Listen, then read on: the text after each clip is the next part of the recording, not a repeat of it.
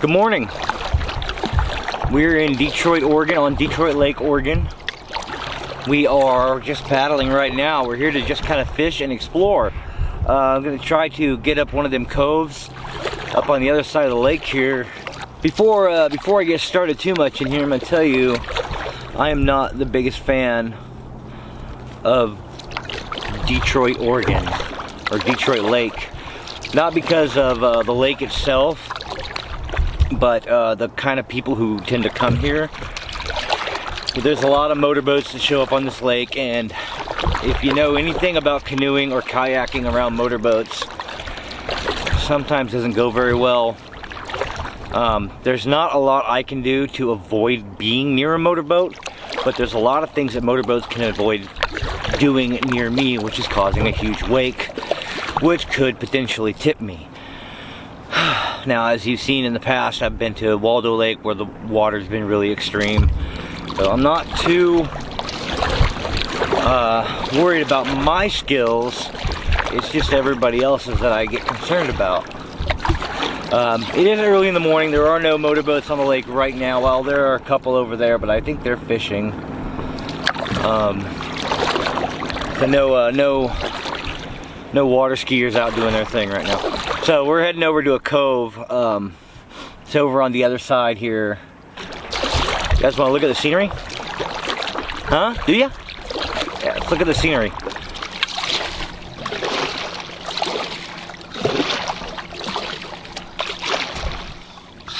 Sun coming up on those hills over there. Like being outside.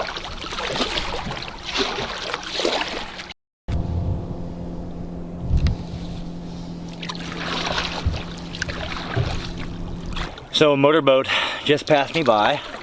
He wasn't creating too big of a wake. He wasn't doing anything really unsafe for me, but I thought it'd be a good time to kind of explain what you should do if you are on a paddle boat, a canoe, or a kayak, or a stand-up paddleboard when that does happen. And the best thing you can do is orient yourself so you're going directly into the waves. If the wave hits you from the side, you have the potential to roll over. If it hits you from the front, you're going to be bouncing up and down a little bit, but it's not going to be very terrible. And you can get through it fairly easily. So one thing to really keep in mind when you're on a lake that has motorboat travel on it, like Detroit, is that you are a very low profile. A motorboat may not even be able to really even tell that you're there until he's right up on you and it's too late. It's very important that you, the paddler, keep your eyes open and peeled for any motorboats coming up. Right now I'm just barely above the water. On a kayak, I'll be even lower.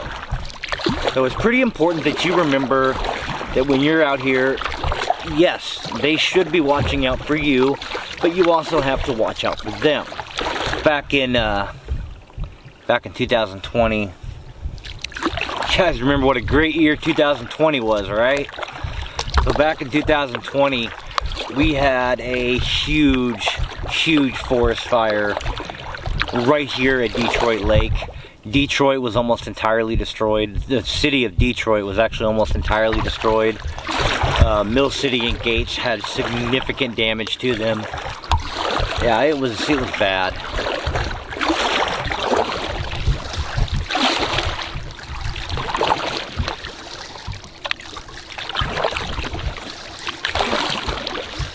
So to be fair to the guys on motorboats, I am in the area right now where they will most likely be.